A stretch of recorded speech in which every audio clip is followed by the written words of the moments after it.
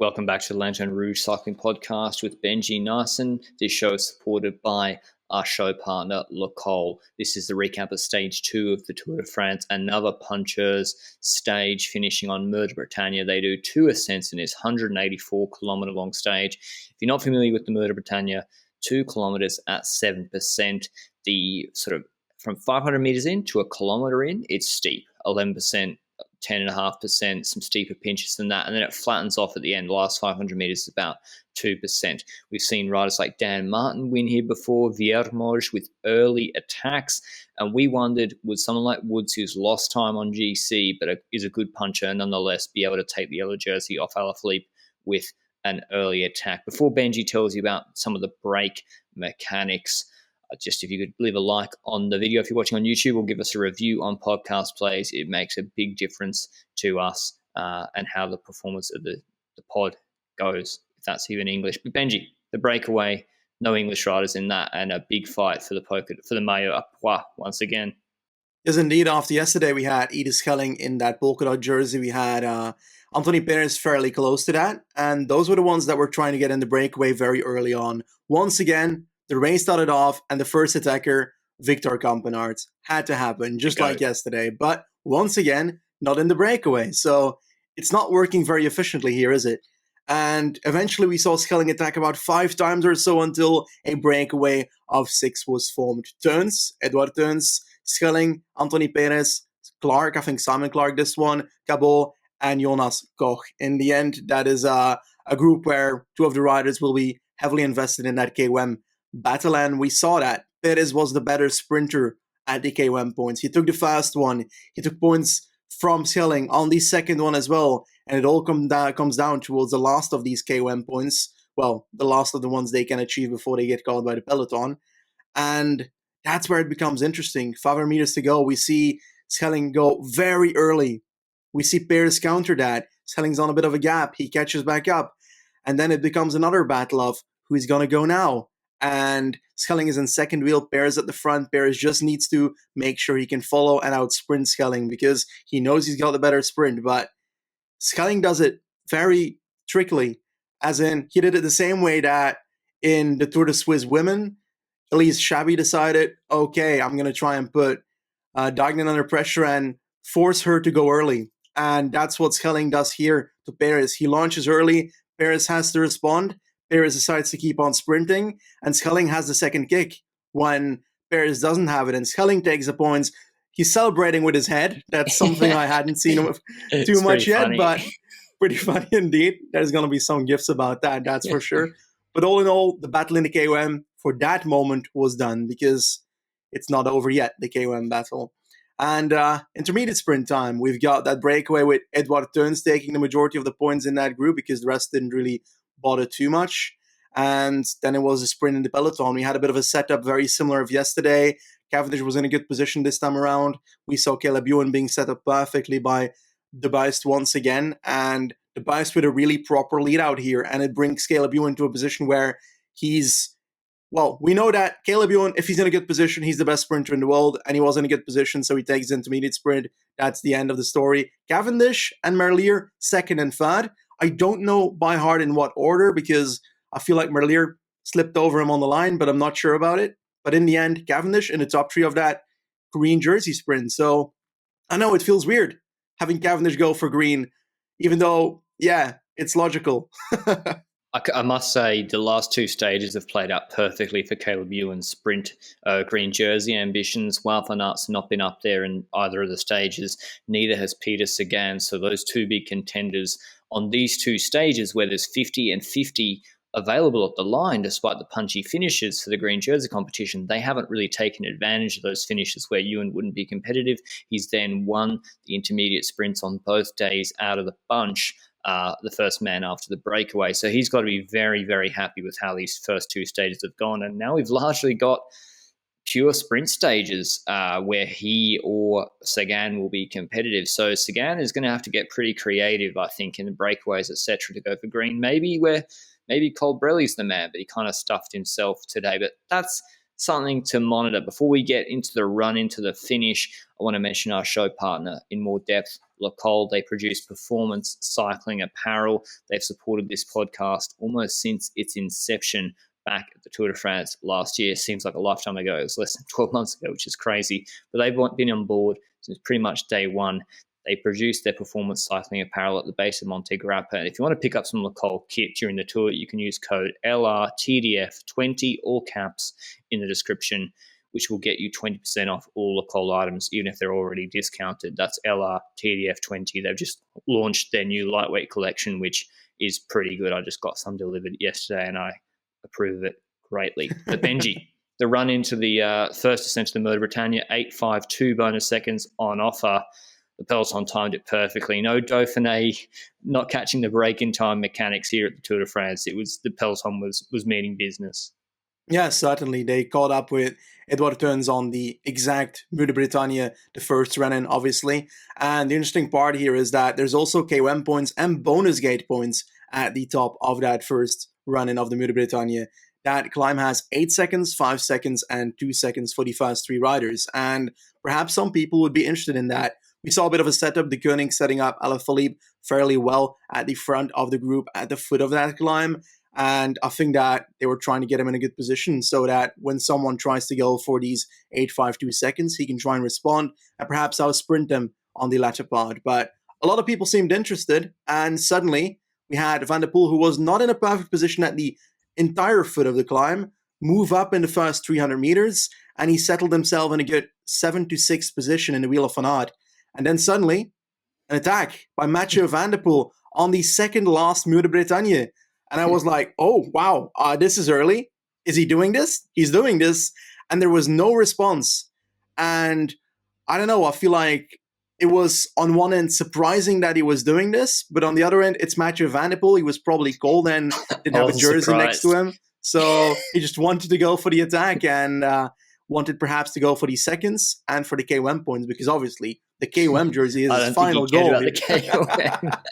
Mate, he's not even finishing this race. I think he knew that if he wanted to go into yellow today, he needed to gain time on the road and also take as many bonus seconds as possible on Alaphilippe.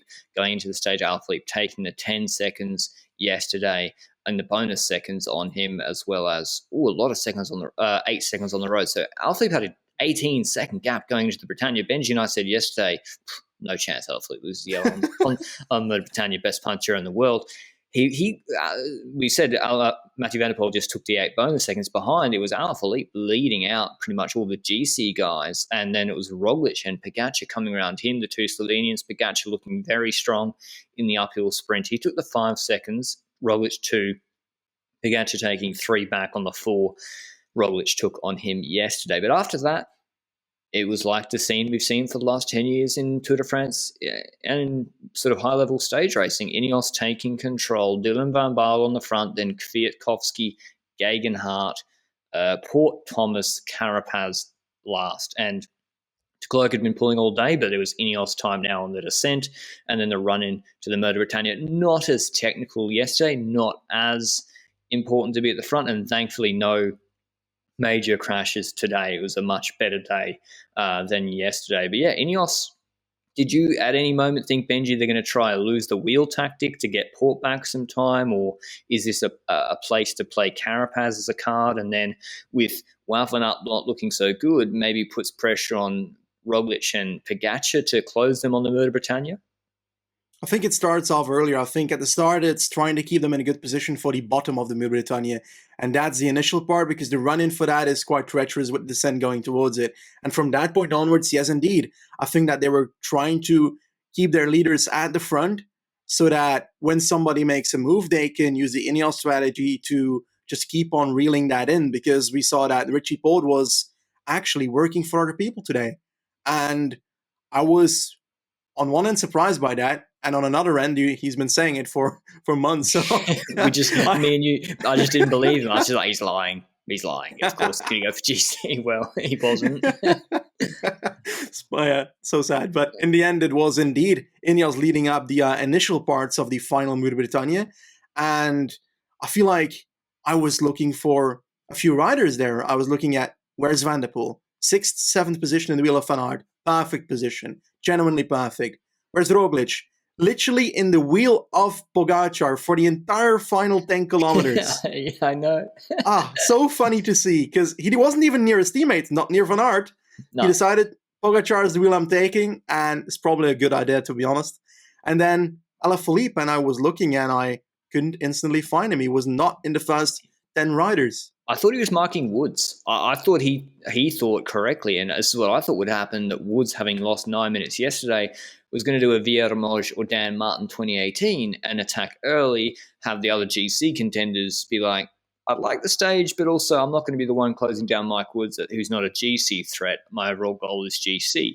So I thought Alaphilippe was marking him. Maybe he was just badly positioned. Maybe he was tired after he did crash yesterday. He had a huge effort to win yesterday, where I don't think it suited him as much as today. And then he had the intermediate sprint up the Mur de Bretagne as well, where he let everyone out and then kind of faltered. So maybe he just didn't have the legs today. But yeah, it was Murasa. I was like, is this Pedavacoj 2016 Brabantse Pale Pedavacoj back? It wasn't, unfortunately. It was Murasa for Alpecin Phoenix actually attacked. He was marked by Formolo, which, interesting that Formolo got freedom rather than being put on leading out Pogacar duties. I'm not sure. I was kind of surprised by that, actually. I don't think Ineos of old would have done that. But anyway, Formolo goes past Murasa, promptly dies 1,000 deaths on the bike. And then it's still Ineos leading out, except Port's leading out, and Geraint Thomas isn't there anymore. He's not third wheel. He's slid back, and I can see his helmet bobbing up 10th, then 15th wheel. He's at the back of the group just hanging on. And who was the first major attack out of that group, Benji? Was it MVDP? He had one initial attack, right? Yeah, certainly. I don't think we saw any proper attack next to Van der Poel there, and Van der Poel went for it. And I feel like it was in the same fashion as he did the climb before. He just gave them an idea in their mind. This is what I'm going to do. Do what you want. And he did it again at the final ascent of the Mur de Bretagne. And he caused an initial gap because he has that extra kick. And there was no initial response because what is Pogacar going to do? Roglic, Van der Poel is not a GC threat for them. Alaphilippe's literally the person that could think, okay, yellow jersey, Van der Poel, he's going to try and take it. So technically, I'm the first person who has to respond to this. And wrong, everybody's Benji. Looking at Alaphilippe to do it. Okay. We got it wrong. We disrespected the man who's back. Van der Poel saw the threat of Nairo Quintana attacking. And he closed down Nairo. Seriously, I couldn't believe it. Right. It was great to see it. Van der Poel saw Nairo attacking. Nairo came from deep and hit the GC group. And Van der Poel was like, holy shit, the Condor is flying. Got onto his wheel. So that was the initial move, and Van der Poel then started pacing. The whole Jack Haig's on his wheel, and it's Kelderman, Pogacar, Roglic, etc. Just Carapaz there, Thomas gone. And Colbrelli countered. Now, that was the move that was surprising, Benji. If you were Colbrelli, would you have hit that group at 800 meters when you'd be backing your reduced bunch kick against them? Quick answer is no, right? But yeah, then you got Van der Poel leading out. He's got Pogacar, Roglic on his wheel, and this was the big acceleration with 7:50 to go. Colbrelli trying to close it. Did you think he was gone straight away when he had that second acceleration, Benji, from the GC guys, and you saw some heads on a swivel?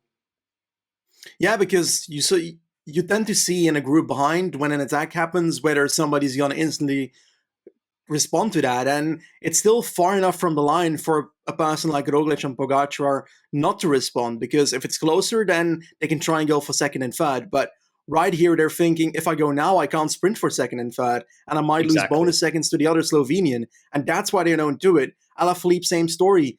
But the thing with Alaphilippe is he kind of has to respond, because otherwise your boy's running away with the yellow jersey. And the gap started expanding, and it started expanding. And it became clear that Van der Poel was going to win the stage. But with how many seconds would it be enough to take the yellow jersey today?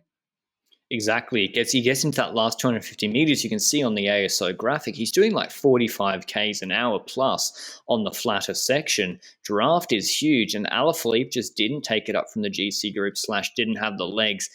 It was Wilco Kelderman that was the first man trying to bridge across to Mathieu van der Poel. He created separation to the main GC group. Only Pogacar and Roglic could mark him.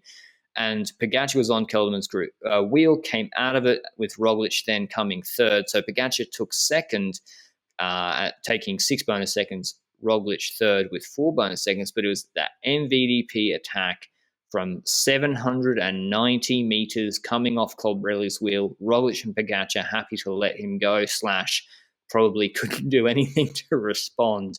And yeah, incredible win for Van der Poel today. Emotional afterwards. I'll play his finish line interview now, and then we'll get Benji's thoughts on this win. So much happening, I suppose, in your mind right now. That's the stage victory and the symbolic. You're going to be yellow jersey, Mathieu. I have no words. Really, I don't know what to say. Who were you thinking of when you crossed the line? Yeah, my granddad, of course.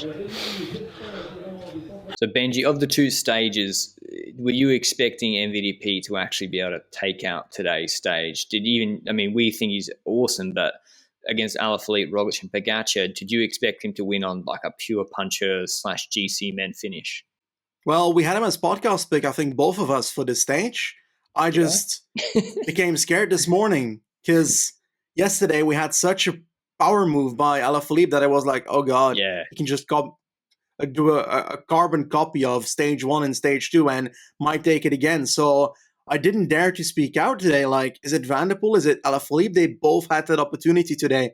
But I should have stayed with my podcast pick. You should have remembered your podcast pick. And eventually, Van der Poel indeed taking it. And what's so wonderful is that we've had this slow build-up in his career. He started off in the pro Conti scene. He did obviously cyclocross beforehand to the top of the world in that sport. And then on the road, he started building up. He started building up the same way that Van Aert did. Building up, doing first the cobble races, doing good in those cobble races, then doing the World Tour cobble races, doing those perfectly. And then eventually it all comes down to going to his first Grand Tour this year, obviously Olympics afterwards. But this is what he wanted, the yellow jersey.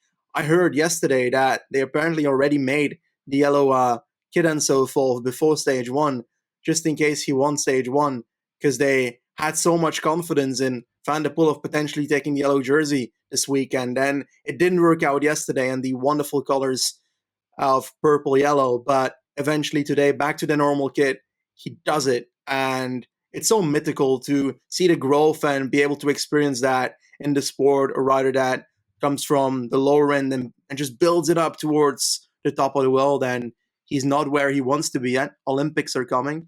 But I think his Tour de France is basically goal-wise as perfect as it can be. It's over goal-wise, but I think he's still going to be seen a lot in the coming week. Here's the full stage results. Van der Poel first, Pogacar second, 6 seconds behind with Roglic and Kelderman in that group. A further 2 seconds behind Alaphilippe, Mollema, Wingegaard looking very good. Igita, Latour, Haig, Woods, Carapaz, Masguru. Oh, that goes on too long. But yeah, there's a fairly large group behind them. GC, as Benji said, Van der Poel takes the yellow jersey 8 seconds ahead of Alaphilippe. So those 8 seconds he took in the first ascent of the Mur de Bretagne, plus the seconds that Alaphilippe sat up on the line yesterday, they made a big difference. Pogacar third on 13 seconds, 1 second ahead of Roglic fourth, and Kelderman, Haig on 24.26. Mollema, Igita, Wingegaard 26 seconds, and Guru 10th. The big story at the moment that we haven't spoken about, Benji, is Ineos. Geraint Thomas had a terrible day. He lost 17 seconds on the road to Pogacar and Roglic, and that's 21 and 23 seconds when you include bonus seconds to Pogacar and Roglic.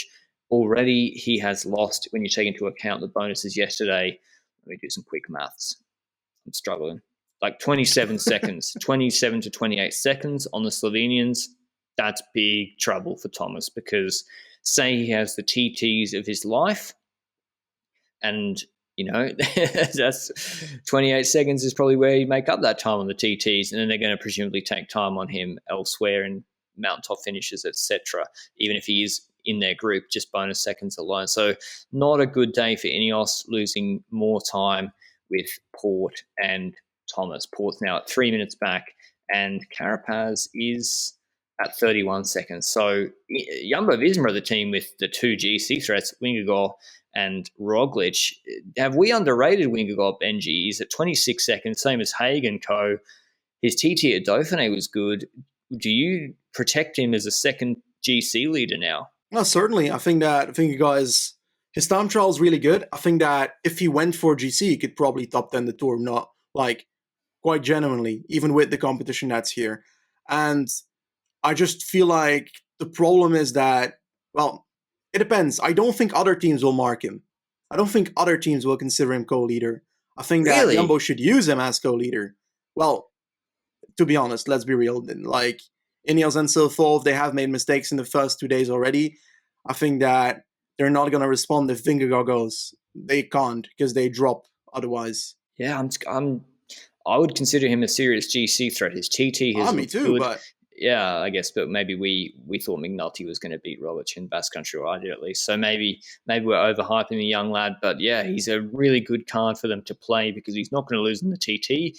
And on quote unquote slow mountain stages, i.e., when no one drives it, when there's a group of 15 finishing, I'm expecting him to be there alongside riders like Bilbao and Chavez, etc. So that's Jumbo-Visma got to be super happy with where they are right now, Yes. despite Pogacar taking a second ahead of Roglic.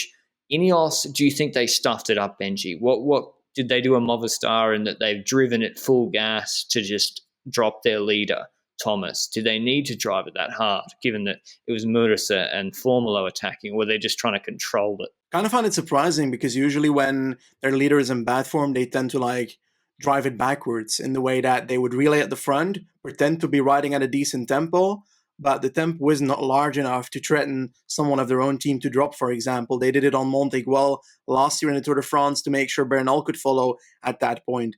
And today they just went a bit too hard. I think Richie Porte just went too hard, and eventually Thomas was put under pressure. And I think that it likely would have been a bit more of a 1v1 battle between people if Ineos didn't force that tempo at the start. I don't know who would have teammates at that point to drive it. Would Wout van Aert kick in and do it for Roglic? I doubt it. I doubt they would place that. And looking at other teams, Formolo didn't. Don't think they... Yeah. He's the man that would have. He did it on the last climb. Was it Rochefoucauld on Liège-Bastogne-Liège? But he attacked instead today. So Benji's 100% right. No one was really looking like attacking or pulling. That wasn't sort of going for the stage like Colbrelli and Mathieu Van der Poel, who obviously aren't GC threats. So really interesting opening couple of stages. Apart from the crashes yesterday, which I don't really think you can't blame ASO for that. Do you think this has been a really well-designed opening two stages for excitement to the Tour, Benji? I think it's a massive tick. What do you mean? A massive tick as in good or bad? When does a tick ever mean bad? When is something right on your exam and a teacher ticks it and says... You can get Lyme disease from those animals. What expressions do you have in Flanders? Do you think it was good? Yes, I think it was good. But I think that there was a lot of discussion on social media yesterday whether having such a nervous stage is good at the start of a Grand Tour, and that perhaps a prologue would fit better on the first stage to tone things down. But I think that's a harsh decision, because then you're basically saying to X amount of people in the peloton, yeah, you can never get a yellow jersey on the first day because that's impossible. And if the TT is long enough, the prologue, then you're making sure that people can't take it on day 2 or day 3 either. A sprinter might not end on 10 seconds or 9 seconds on the first prologue and might does not be able to gain back those bonus seconds on the second and third stage to get in the yellow jersey. So stuff like that, I think, is a dangerous decision, to go off 2 crashes in one of the early stages and say, oh, we want prologues. And you always hear the same people saying it. It's going to be the GC people that say that, the ones that had time losses in their team, because the winners of those stages won't be responding with, they should put a prologue stage in the first one. Alaphilippe wouldn't say that yesterday. I can assure you of that. I want to see Alaphilippe, MVDP, Roglic, Pogacar type guys in the yellow jersey, not Stefan Kung or Bissiger. Sorry, guys, I love you guys, but I want to see the top dogs taking yellow or fighting it out at least. And I don't think a prologue. I don't think where's he been, mate? Not looking good. Lutsenko looking better. And I don't think a prologue would calm them down. They're all going to fight tooth and nail in stage 1 anyway. And the first crash was not their fault. A bit of news on that. Apparently, the French gendarmerie put out a social media manhunt or woman hunt for the person who held up the sign. I guess we should have done this at the top of the show, but unfortunately, we're not professionals. In terms of DNSs, there's obviously were DNFs yesterday, but in terms of DNSs, fortunately, not too many. Froome started, Martin started, Turnison started, Kruijswijk at Koosing all fine, and others. Soler's out. The big one is Soler, and what did he have? He broke both his arms or something, Benji, and Yeah. finished the stage. Fractures in both arms, which is just crazy to think about. Jesus. And I think we also had Cyril in one.